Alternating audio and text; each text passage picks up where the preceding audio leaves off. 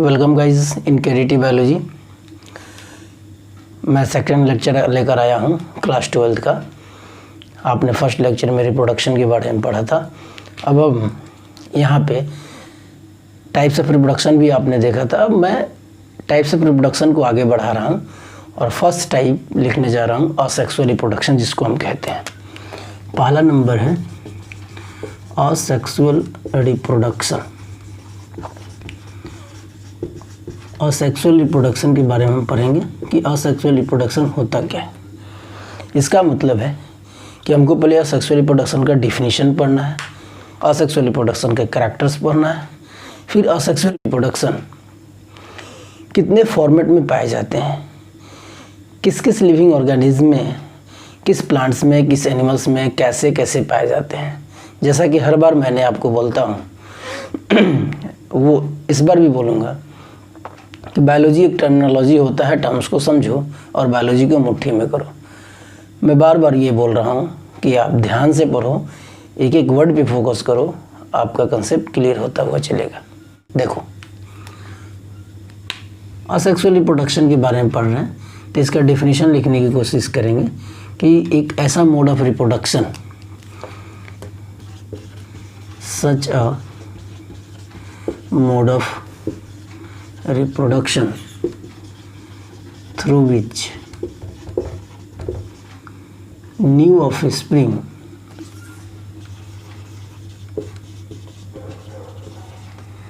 produce without gamete by single parents। Single parents के help से is known as asexual reproduction. ध्यान से समझो मैं क्या बातें कर रहा हूँ। मैंने बात किया कि बिना किसी गैमिट का केवल और केवल सिंगल पेरेंट्स से जब आपके पास ऑफस्प्रिंग प्रोड्यूस होते हों तो वैसे मोड ऑफ रिप्रोडक्शन को हम कहते हैं असेक्सुअल मोड ऑफ रिप्रोडक्शन। जैसा कि मैंने पहले भी बताया होगा कि यहाँ पे मीनिंग समझेंगे। का मतलब हुआ नॉट और सेक्सुअल का मतलब हुआ प्रेजेंस ऑफ गैमिट। ठीक है, मतलब गैमिट के प्रेजेंस नहीं है तो उसको हम कहेंगे असेक्सुअल रिप्रोडक्शन। रिप्रोडक्शन का मतलब दोबारा जनरेट करना, मतलब ऑफस्प्रिंग को सिंपल नए स्पीसीज को प्रोड्यूस करना। कोई दिक्कत? अब ये रहा आपका असेक्सुअल रिप्रोडक्शन का डिफिनीशन। इसके बाद आप कैरेक्टर्स को पढ़ोगे कि असेक्सुअल रिप्रोडक्शन का कैरेक्टर क्या होता है। तो सिंपल मीनिंग मैं छोटा छोटा लिखूंगा दोनों तरफ पार्ट करके। तो आप यहाँ पे देखो, बात कर रहा हूँ कैरेक्टर्स ऑफ असेक्सुअल रिप्रोडक्शन, दोनों बात, या सिंपल कैरेक्टर्स की बात कर लो सीधे सीधे। अगर कैरेक्टर्स की पहली बात करोगे तो ये कैसा है, इसमें गैमिट प्रेजेंट नहीं होता है। तो इसका मतलब है कि यहाँ पे पहला कैरेक्टर हो गया कि गैमिट्स आर एब्सेंट। इसके अंदर गैमिट एब्सेंट होते हैं। अगर दूसरे की बात किया जाए कि असेक्सुअल रिप्रोडक्शन जो होता है it is simple, easy and cheap method. ठीक है। तीसरा बात किया जाए तो अगर गैमिट एब्सेंट है तो फर्टिलाइजेशन भी एब्सेंट होगा, तो फर्टिलाइजेशन भी एब्सेंट होते हैं, फर्टिलाइजेशन एब्सेंट। चौथे बात किया जाए बाई सिंगल पेरेंट, ये सिंगल पेरेंट्स के द्वारा हो जाते हैं। ठीक है। और बात किया जाए it is less energy consuming process. Energy की बात किया जाए तो इसमें एनर्जी कम लगता है, करना कुछ नहीं है, ये सिंपल है। अगर आपने सिंपल इजी चीप लिखा है तो एनर्जी भी कम लगेगा। यही तो समझना है। पहला चीज़ क्या समझना है, ये पहला चीज़ गैमिट के बारे में दिखा रहा है। Gametes are absent, it is simple easy and cheap method. अगर गैमिट एब्सेंट है तो फर्टिलाइजेशन एब्सेंट है, सिंगल पेरेंट्स के द्वारा होता है, इसमें लेस एनर्जी लगते हैं। अगर और भी कुछ बातें आप करना चाहते हैं तो यहाँ पे एक पॉइंट और भी लिख सकते हैं। क्या, एक पॉइंट और लिख दीजिए यहाँ पे क्या लिख सकते हैं यहाँ पे कि यहाँ पे वेरिएशन काउज नहीं होता है। मतलब आप लिख सकते हो कि morphologically and genetically similar offspring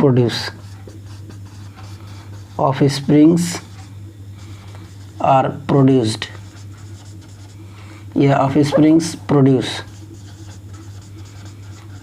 ठीक है, अगर मॉर्फोलॉजिकली और जेनेटिकली सिमिलर ऑफस्प्रिंग प्रोड्यूस हो रहे हैं तो इनको हम क्या कहेंगे, क्लोन्स कहेंगे। क्या कहेंगे, क्लोन्स कहेंगे। ठीक है, अब इसके बाद की बात करते हैं, इसको हम क्लोन्स कहते हैं। ये 6 पॉइंट हुआ। अगर और भी बातें करना चाहते हैं तो यहाँ लिख सकते हैं do not cause variation and evolution. ये वेरिएशन और इवोल्यूशन काउज नहीं करता है। ये आपका कुछ पॉइंट रहा असेक्सुअल रिप्रोडक्शन से रिलेटेड। अब बच्चों हम देखते हैं असेक्सुअल रिप्रोडक्शन में हम उसके फॉर्मेट के बारे में बात करते हैं कि असेक्सुअल रिप्रोडक्शन किस किस तरह से हो सकते हैं। दोनों को कंपैक्टली मैं मिला के बातें कर रहा हूँ। प्लांट्स में भी कुछ असेक्सुअल रिप्रोडक्शन होते हैं, एनिमल्स में भी असेक्सुअल रिप्रोडक्शन होते हैं, तो मैं दोनों को मिलाकर बातें कर रहा हूँ। मैं एक फॉर्मेट तैयार कर रहा हूँ, आप एक बार नोट भी करोगे, देखोगे भी कि किस तरह से असेक्सुअल रिप्रोडक्शन को डिफरेंट फॉर्मेट में बांटा गया। मतलब असेक्सुअल रिप्रोडक्शन किस किस फॉर्म में हो सकता है, चाहे वो प्लांट्स में भी हो सकता है, कुछ एनिमल्स में भी पाए जा सकते हैं। मैं उनकी बातें करने जा रहा हूँ। मतलब आप यहाँ पे डिस्कस कर सकते हो कि forms of asexual reproduction, asexual reproduction का फॉर्म्स बातें कर लो, या टाइप्स भी बातें कर सकते हो कि असेक्सुअल रिप्रोडक्शन का क्या टाइप्स होगा। ठीक है, तो अगर पहला टाइप बात किया जाए तो एपोगैमी होता है, जिसको हम पार्थेनोजेनेसिस के नाम से, पार्थेनोजेनेसिस के फॉर्म में हम पढ़ेंगे। ठीक है, इसको पार्थेनोगैमी भी कहते हैं, पार्थेनोगैमी भी कहते हैं। ठीक है, दूसरी बात किया जाए अगर तो वेजिटेटिव प्रोपेगेशन होगा। क्या होगा, वेजिटेटिव प्रोपेगेशन होगा। जो इम्पोर्टेंट है, सबसे ज़्यादा इम्पोर्टेंट अगर कोई है इस टॉपिक के अंदर तो आपको सबसे ज़्यादा इम्पोर्टेंट पार्थेनोजेनेसिस ही है। इस पर 3 स्टार 5 स्टार 4 स्टार लगा लेना कि ये हमेशा और हमेशा पूछा जाता है, सबसे ज़्यादा इम्पोर्टेंट यही होता है। अगर तीसरा बात किया जाए वेजिटेटिव प्रोपेगेशन के आगे की बात किया जाए तो आपको फिजन मिलेगा, बडिंग मिलेगा, स्पोर फॉर्मेशन मिलेगा। फिजन की बात कर सकते हैं आप इसमें। 4th नंबर की बात किया जाए तो बडिंग की बात कर सकते हैं आप इसके अंदर। और 5th नंबर की बात किया जाए तो स्पोर फॉर्मेशन की बात किया जा सकता है, जैसा कि गैमोस आपने पढ़ा होगा। अगर बात किया जाए तो फ्रेगमेंटेशन की बात किया जा सकता है। और बात किया जाए इसमें तो रीजनरेशन की बात किया जा सकता है। इतने तरह का ये असेक्सुअल रिप्रोडक्शन होते हैं।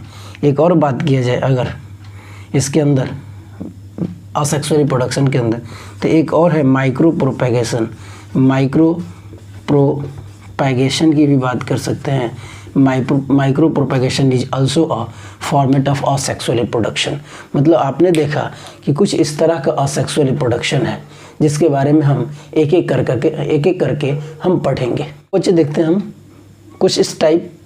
आपने देखा कि इतने तरह के असेक्सुअल फॉर्मेट है रिप्रोडक्शन के, और अगर इसमें से एक एक करके हम पढ़ें तो आप याद रखना ये सब जो है ये सब इजी हैं। ये सिंगल स्टेप वाले पार्ट्स हैं, ये सिंगल स्टेप पार्ट है, सिंगल स्टेप पार्ट। ठीक है, इसमें आपको इसको समझना होगा।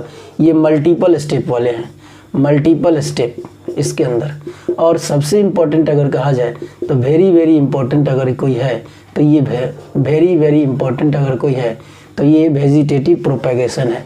वेजिटेटिव प्रोपेगेशन के अंदर आपको 2 तरह का चीज़ें पढ़ने को देखने को मिलेगा। एक नेचुरल वेजिटेटिव प्रोपेगेशन देखने को मिलेगा और एक आर्टिफिशियल वेजिटेटिव प्रोपेगेशन देखने को मिलेगा। तो पहले हम बात करते हैं इन दोनों की कि पार्थेनोजेनेसिस और वेजिटेटिव प्रोपेगेशन कैसे कैसे होते हैं। इसके बाद फिर हम एक एक करके बाकी सबको भी देखेंगे। अब बच्चों देखते हैं असेक्सुअल रिप्रोडक्शन के अंदर पहला पार्ट पार्थेनोजेनेसिस और दूसरा पार्ट वेजिटेटिव प्रोपेगेशन। पहले इन दो को हम देखते हैं क्योंकि वेजिटेटिव प्रोपेगेशन सबसे इंपॉर्टेंट है और लॉन्ग टॉपिक भी है, तो इसको पहले कंप्लीट करते हैं, फिर हम फर्दर आगे के टॉपिक को देखेंगे। तो पहला टॉपिक आपका यहाँ पे स्टार्ट होने जा रहा है, क्या? पार्थेनोजेनेसिस। पार्थेनोजेनेसिस सिंपल मीनिंग ये क्या है? पार्थेनोजेनेसिस एक ऐसा प्रोसेस जिसमें ऑफस्प्रिंग प्रोड्यूस होते हैं बिना फर्टिलाइजेशन का। Such a mode of asexual reproduction in which new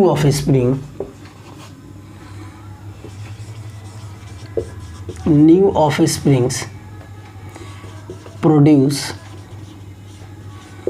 without fusion of gametes, बिना गैमिट के फ्यूजन्स का प्रोड्यूस होते हैं, is known as parthenogenesis. Parthenogenesis मतलब ध्यान रखना है, बार बार मैं बोल रहा हूँ, इंटरेस्ट के साथ पढ़ो, टर्म्स को देखते हुए पढ़ो, और ज़्यादा लैंग्वेज डिफ़िकल्ट नहीं है, मैं एकदम सिंपल वे में लिखना चाहता हूँ, आपको भी समझ में आए और लिखने की आदत हो जाए आपको। आप कॉपी मत करो, सीखो कला लिखने की, मतलब कैसे किसी चीज़ को फ्रेमाइज करते हैं, कैसे स्ट्रक्चराइज करते हैं। अगर स्ट्रक्चर बनाना सीख गए तो तुम्हारा हो गया, नहीं तो फिर बार बार पढ़ना पड़ेगा। तो इसलिए थोड़ा सा इस पर ध्यान देंगे ये कैसे हो रहा है। आओ, मैंने बोला कि ऑफस्प्रिंग प्रोड्यूस होते हैं, लेकिन सबसे इम्पोर्टेंट पॉइंट है कि बिना फ्यूजन का प्रोड्यूस होते हैं। मतलब कि इसका एक एग्जाम्पल अगर देखने को मिले तो सबसे इम्पोर्टेंट एग्जाम्पल है बनाना, ग्रेप्स। सबसे इम्पोर्टेंट एग्जाम्पल बनाना है, पूछा भी है बोर्ड के अंदर ये क्वेश्चन। दूसरे पार्ट की हम बात करते हैं, इसमें ज़्यादा कुछ नहीं है। दूसरे पार्ट हम वेजिटेटिव की बात करते हैं। किसकी बात करते हैं? वेजिटेटिव प्रोपेगेशन की बात करते हैं। तो वेजिटेटिव प्रोपेगेशन में देखो क्या लिखा हुआ है। वेजिटेटिव प्रोपेगेशन में लिखा हुआ क्या है, ध्यान से समझना। पहला नाम तो वेजिटेटिव वर्ड है, मतलब सबसे पहले समझो कि वेजिटेटिव वर्ड क्या होता है। बच्चों यहाँ पे देखना, फोकस करना। हमारे बॉडी पार्ट्स हैं, क्या हैं? हमारे बॉडी पार्ट्स हैं। तो ये बॉडी पार्ट्स जो होते हैं, दो होते हैं हमारे पास बॉडी पार्ट्स। एक पार्ट्स होते हैं वेजिटेटिव, क्या होते हैं? वेजिटेटिव। और दूसरा कौन होते हैं? रिप्रोडक्टिव। तो आप समझो ध्यान से, अगर रिप्रोडक्टिव कहा जा रहा है, इसका मतलब ये 100% है कि ये इन्वॉल्व इन रिप्रोडक्शन, ये रिप्रोडक्शन में इन्वॉल्व। अगर वेजिटेटिव कहा जा रहा है तो do not involve in reproduction, ये do not involve in reproduction, मतलब ये वो पार्ट है जो रिप्रोडक्शन में इन्वॉल्व नहीं होता है, और ये वो पार्ट है जो रिप्रोडक्शन में इन्वॉल्व होता है। तो ये बॉडी के ग्रोथ में इन्वॉल्व होगा, involve in body growth, involve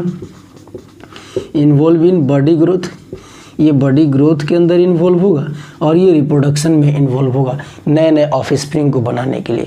इसका मतलब ये है कि हमारे बॉडी में जो रिप्रोडक्शन फिनोमेना चलेगा वो कहीं ना कहीं रिप्रोडक्टिव पार्ट से चलेगा, और कहीं ना कहीं रिप्रोडक्टिव पार्ट से अगर चल रहा है, क्या? अगर कहीं ना कहीं रिप्रोडक्टिव पार्ट से चल रहा है रिप्रोडक्शन प्रोसेस, तो 100% रिप्रोडक्शन उस रिप्रोडक्टिव ऑर्गन इसमें इन्वॉल्व होगा।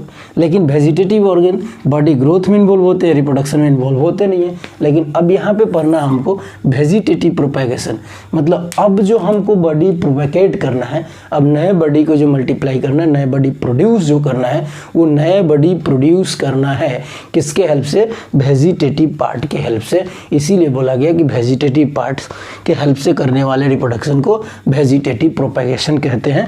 तो यहाँ पे लिखो इसका डिफिनीशन कि such a mode of asexual reproduction in which new offsprings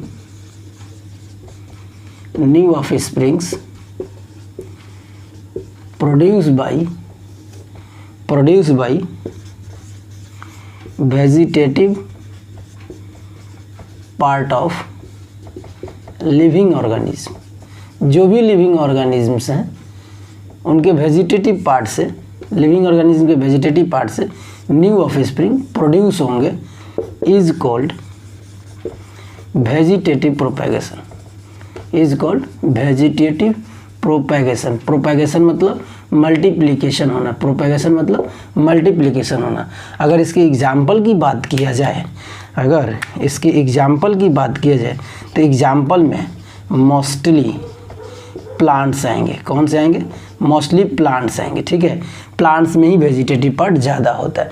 अगर यहाँ की बात करें, एक एग्जाम्पल लेते हैं इन प्लांट्स। अगर प्लांट्स की बात किया जाए तो प्लांट्स में जो वेजिटेटिव पार्ट होते हैं, जो वेजिटेटिव पार्ट होते हैं, वो वेजिटेटिव पार्ट 3 चीज़ होते हैं। कौन कौन से होते हैं? थोड़ा ध्यान से समझेंगे। पहला पार्ट रूट होता है, दूसरा पार्ट शूट होता है और तीसरा पार्ट लीव्स होता है। मतलब प्लांट्स के अंदर कुल मिलाकर 3 पार्ट होते हैं, रूट, शूट और लीव्स। रूट, शूट और लीव्स, ये 3 पार्ट जो हैं वो कैसे पार्ट है? वेजिटेटिव पार्ट है। किसके? प्लांट्स के। ये प्लांट्स के वेजिटेटिव पार्ट है। इसका मतलब कि इन्हीं 3 पार्टों से ये वेजिटेटिव प्रोपेगेशन प्रोसेस डन किया जाएगा। इसका मतलब ये है कि अब जो हमको पढ़ना है वेजिटेटिव प्रोपेगेशन, वो कहीं ना कहीं मेनली हमको प्लांट्स के अंदर पढ़ना है। और प्लांट्स के अंदर जो वेजिटेटिव प्रोपेगेशन मिलेगा वो वेजिटेटिव प्रोपेगेशन आपको प्लांट के 3 पार्ट्स के द्वारा मिलेगा। ये 3 पार्ट में रूट, शूट और लीव्स, 3 पार्ट रूट, शूट और लीव्स। इसका मतलब फाइनली आपको अब ये पढ़ना होगा कि वेजिटेटिव प्रोपेगेशन होते कैसे हैं। तो वेजिटेटिव प्रोपेगेशन वेजिटेटिव पार्ट से होते हैं और वेजिटेटिव पार्ट 3 है, रूट, शूट और स्टेम। तो वेजिटेटिव पार्ट 3 है, लेकिन ये होते कैसे हैं, मतलब इंड्यूस कैसे होते हैं? क्या ये अपने आप चलते हैं वेजिटेटिव प्रोपेगेशन, या हम कराते हैं? तो बच्चों सुनो ध्यान से, ये वेजिटेटिव प्रोपेगेशन खुद भी होते हैं और हम भी कराते हैं। अगर खुद होते हैं तो उनको बोलते हैं नेचुरल वेजिटेटिव प्रोपेगेशन। अगर हम कराते हैं तो उसको कहते हैं आर्टिफिशियल वेजिटेटिव प्रोपेगेशन।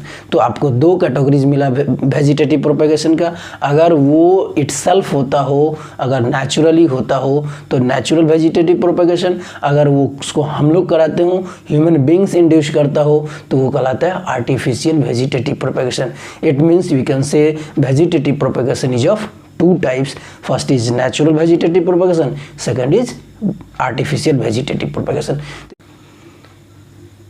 अब बच्चों कुछ हम वेजिटेटिव प्रोपेगेशन के बारे में देखते हैं कि वेजिटेटिव प्रोपेगेशन, जो नेचुरल वेजिटेटिव प्रोपेगेशन होता है, वो किस किस तरह का होता है। मैंने देखो यहाँ पे लिख रखा है टाइप्स ऑफ वेजिटेटिव प्रोपेगेशन। एक नेचुरल वेजिटेटिव प्रोपेगेशन, दूसरा artificial vegetative propagation. Natural vegetative propagation root के द्वारा, शूट के द्वारा, और एक पॉइंट और आपका छोटा हुआ है, बी और सी नंबर अगर देखा जाए तो बाई लीव्स के द्वारा। लीव्स के द्वारा भी होते हैं, ठीक है। लीव्स में होता क्या है कि नॉचेज के थ्रू, नॉचेज, बाई नॉचेज यहाँ पे लिख देते हैं, बाई नॉचेज, ठीक है। एग्जाम्पल इसका bryophyllum, begonia, adiantum, walking fern इसको कहते हैं। देखो ध्यान से सुनो पहले कि नेचुरल वेजिटेटिव प्रोपेगेशन होते हैं किसके द्वारा? It is done by 3 things, root, shoot and leaves, ठीक है। अभी नेचुरल की बात कर रहा हूँ, रूट, शूट और लीव्स की। रूट की बात किया जाए, वेरी इंपॉर्टेंट कि इसमें एग्जाम्पल बेस्ड ये टॉपिक है, आपको नेम और एग्जाम्पल याद करनी होगी। तो रूट के द्वारा गुआवा में, शीशम में, स्वीट पोटैटो में, दहलिया में मिलता है। रूट जो होता है एडवांटेजेस बर्ड्स में कन्वर्ट होता है, वो बर्ड नए प्लांट को बना देता है। अगर शूट की बात करें तो सबसे इंपॉर्टेंट पार्ट है, शूट मॉडिफाइज होता है और नए असेक्सुअल स्ट्रक्चर बनाते हैं। जिस असेक्सुअल स्ट्रक्चर का कुछ इस तरह से नाम लिखा हुआ है, ठीक है, रनर से लेकर ऑफसेट तक। जैसे रनर नाम है, ये एक स्टेम का मॉडिफिकेशन है, राइजोम स्टेम का मॉडिफिकेशन, सकर स्टेम का सब मॉडिफिकेशन स्टेम का, और ये डेवलप करता है नए प्लांट को। इन सब एग्जाम्पल्स के अंदर ये सब एग्जाम्पल लिखा हुआ है, आप एग्जाम्पल को ध्यान से पढ़ लेंगे, ठीक है। जैसे रनर के अंदर ग्रास, ऑक्जेलिस, मार्सेलिया, राइजोम में बनाना, जिंजर, टर्मरिक, सकर्स में आपका गार्डन मिंट, बम्बू बनाना, और भी हो सकते हैं। स्टोलन में पेपरमिंट, वेलेशनेरिया, ट्यूबर के अंदर पोटैटो। यहाँ देखिए, यहाँ लिखा हुआ भी है कि रनर होता क्या है, तो लेटरल ब्रांचेज का चेंजिंग होता है, मॉडिफिकेशन होता है। ये अंडरग्राउंड सोलन स्टेम होता है, ये ट्रांसवर्स ब्रांच होता है, ये भी ट्रांसवर्स एरियल शूट होता है, ये अंडरग्राउंड स्टेम्स होता है जो सोलन बन के इस तरह का स्ट्रक्चर कराता है। ऑनियन भी एक तरह का स्टेम्स, जब डिस्क बनता है तब बल्ब्स कहते हैं, स्पेशल बर्ड्स को बल्बिस कहते हैं। जब स्टेम सोलन हो जाता है, स्टोरेज करने लगता है तो कॉम कहते हैं। ये एक्वेटिक स्टेम्स का मॉडिफिकेशन है, ट्रांसवर्स ब्रांचेज का ऑफसेट कहलाते हैं। वाटर हाइसिंथ में, वाटर लेटस में होता है। कोलकैसिया, ये एलोकेशिया में, बल्बिस एगोब में। बल्ब्स का ऑनियन वेरी इंपॉर्टेंट एग्जाम्पल है। ये सूट के द्वारा होने वाले कुछ वेजिटेटिव प्रोपेगेशन है। और लीव्स के द्वारा देखा जाए तो नोचेज प्रेजेंट होते हैं लीव्स के मार्जिन पर। ये लीव्स हो गया मान लीजिए, और इस तरह के लीव्स के यहाँ पे मार्जिन पे इस तरह से नोचेज प्रेजेंट होंगे। यही नोचेज यहाँ पे आएंगे और इस तरह से डेवलप होकर एक नए प्लांट को डेवलप कर देंगे। एग्जाम्पल ब्रायोफाइलम, बेगोनिया और एडियंटम। क्या क्या होते हैं? ब्रायोफाइलम, बेगोनिया और एडियंटम। ये सब आपका नेचुरल वेजिटेटिव प्रोपेगेशन कंप्लीट होता है। मैं आर्टिफिशियल की भी थोड़ा बात कर लेता हूँ। इसके बाद हम वेजिटेटिव प्रोपेगेशन की इंपॉर्टेंस पे जाएंगे और यहाँ तक जाके वेजिटेटिव प्रोपेगेशन कंप्लीट हो जाएगा। आर्टिफिशियल वेजिटेटिव प्रोपेगेशन किस तरह से होता है? तो आर्टिफिशियल वेजिटेटिव प्रोपेगेशन जो होता है इंड्यूस्ड बाई एनिमल्स या इंड्यूस्ड बाई ह्यूमन बींग्स, ये ह्यूमन बींग्स के द्वारा कराया जाता है। ठीक है, अब इसका टाइप्स की अगर बात करें कि ये टाइप्स कैसे होगा, तो इसकी टाइप्स की बात करें तो पहला टाइप इसका कटिंग है। क्या है? कटिंग। दूसरे टाइप की अगर बात किया जाए तो लेयरिंग, और तीसरे की बात किया जाए तो ग्राफ्टिंग। ये तीन आपको लेयरिंग मिलेगा, ग्राफ्टिंग, ये तीन फॉर्मेट मिलेगा आर्टिफिशियल वेजिटेटिव प्रोपेगेशन का। कटिंग का मतलब देखो, पार्ट्स को हम कट करते हैं, parts cut and join to develop new plants. समझने का चीज़ है। लेयरिंग, टू पार्ट्स रिमूव करते हैं bark off two parts of another plant, remove and join to develop new plants। इसमें two different varieties of plants add to develop new varieties of plants। ध्यान से समझो इसको थोड़ा सा, बस समझने का ये चीज़ है। कटिंग, लेयरिंग और ग्राफ्टिंग की बात कर रहा है। कैसे कटिंग, लेयरिंग और ग्राफ्टिंग की बात करेंगे? जैसे ये प्लांट का पार्ट है, आपने क्या किया, यहाँ से कट किया, कट करने के बाद ये प्लांट कट हुआ और इसको ले जाकर सॉइल में लगा दो, ये नया प्लांट को डेवलप कर देगा। मतलब कटिंग के द्वारा डेवलपमेंट हुआ। ये आपको कहाँ देखने को मिलेगा? चाइना रोज के अंदर, हिबिस्कस, अड़हुल के फूल के अंदर देखने को मिलेगा। लेयरिंग की बात करेंगे। लेयरिंग में देखो ध्यान से क्या क्या होता है। लेयरिंग में मान लो ये दो प्लांट हैं, ठीक है, ये दो प्लांट हैं। इन दो प्लांट में दो प्लांट हैं, इन दोनों की ये ब्रांच मान लो दो प्लांट के, और इन ब्रांच को ये सब हटा देते हैं बार को, और इसको ऐसे ज्वाइन करके और क्ले लगा देते हैं और बांध देते हैं। कुछ दिन के बाद यहाँ से एक नए प्लांट ऐसे जनरेट होता हुआ नज़र आता है। फिर हम दोनों पार्ट को कट के हटा कर ये नए से प्लांट को लगा देते हैं सॉइल में, एक नया प्लांट आ जाता है। ये हमारा लेयरिंग कहलाया। ग्राफ्टिंग के लिए दो डिफरेंट वैरायटीज़ को लाते हैं कलेक्ट करके, सुपीरियर वैरायटीज़ को, ठीक है। उसमें से एक रूट सिस्टम यूज़ करते हैं, दूसरे का सूट सिस्टम यूज़ करते हैं। जिसका रूट स्ट्रांग हो रूट, जिसका सूट स्ट्रांग हो सूट, और दोनों को यूज़ करते हैं कैसे? दोनों वैरायटीज़ को लाते हैं, जिसका रूट हो उसको रूट पहले नीचे लगा देते हैं, ऊपर के पार्ट कट के हटा देते हैं, फिर जिसका स्टेम मजबूत होता है उसको स्टेम ला के इसे ज्वाइन कर देते हैं और एक नया वैरायटीज बन जाता है। इसमें ध्यान से देखेंगे, जो स्ट्रॉन्ग रूट पार्ट होगा स्टॉक कहलाएगा, जो स्ट्रॉन्ग सूट पार्ट होगा वो सियोन कहलाएगा। तो इसके लिए हम बात करेंगे क्या? स्ट्रॉन्ग रूट पार्ट क्या कहलाएगा? स्टॉक, और स्ट्रॉन्ग सूट पार्ट जो होगा वो क्या कहलाएगा? सियोन। ये आपका यहाँ तक वेजिटेटिव प्रोपेगेशन टाइप्स कंप्लीट होता है। हम फिर बातें करते हैं वेजिटेटिव प्रोपेगेशन के इम्पोर्टेंस की।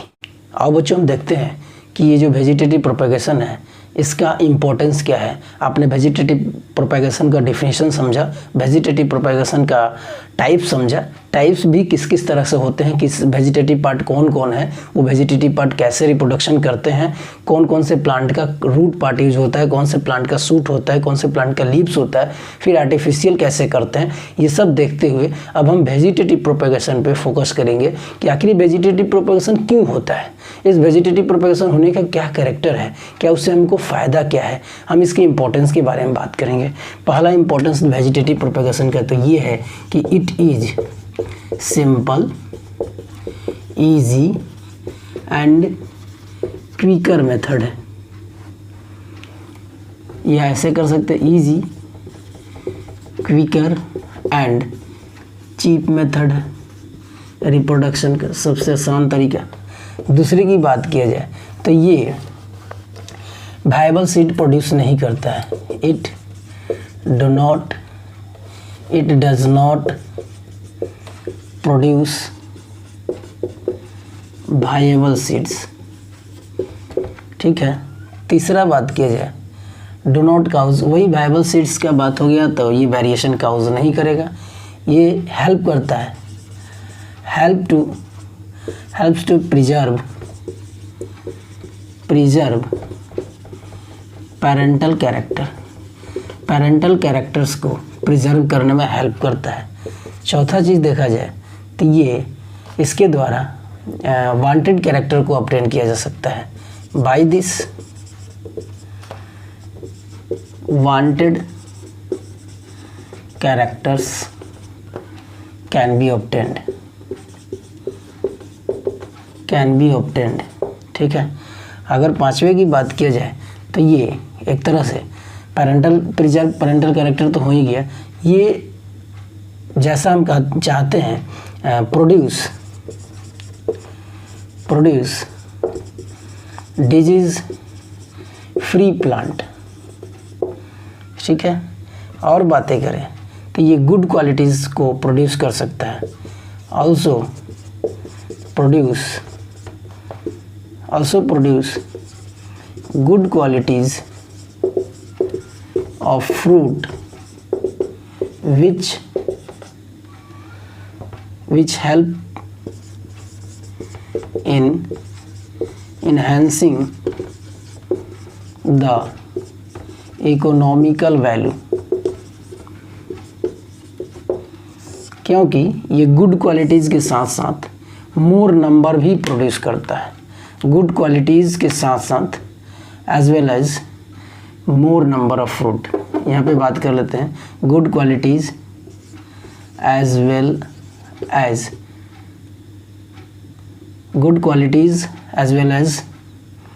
मोर number of fruit which help in the enhancing the economical value. मतलब सिंपल मीनिंग की बात करेंगे हम कि इतने सारे वेजिटेटिव प्रोपेगेशन की इंपॉर्टेंस है कि वेजिटेटिव प्रोपेगेशन से हम डिजीज फ्री प्लांट प्राप्त कर सकते हैं, वेजिटेटिव प्रोपेगेशन से जैसा कैरेक्टर चाहेंगे वैसा प्राप्त कर सकते हैं, जो पेरेंटल कैरेक्टर उसको प्रिजर्व कर सकते हैं, आसानी से, तेज़ी से और सिंपल में कर सकते हैं। इसके साथ साथ ज़्यादा इसका खर्च भी नहीं है, ईजी है, चीप है, ठीक है। इसके साथ जल्दी भी होता है, लेस एनर्जी कंज्यूमिंग प्रोसेस है, और ये मोर नंबर ऑफ फ्रूट्स दे देता है, जिसके कारण हम बाज़ार में ज़्यादा सेल कर लेते हैं तो इकोनॉमिकल वैल्यू हमारा बढ़ जाता है। तो this is the importance of vegetative propagation. Now अगले लेक्चर में हम असेक्सुअल रिप्रोडक्शन के आगे के पार्ट को पढ़ेंगे, क्योंकि असेक्सुअल रिप्रोडक्शन में बहुत सारा फॉर्मेट है। जब तक के लिए इतना ही काफ़ी है, आप इसको पढ़िए और अच्छे से बार बार पढ़िए। किसी तरह का क्वेश्चन हो कमेंट बॉक्स में डालिए, ठीक है। Okay, thank you.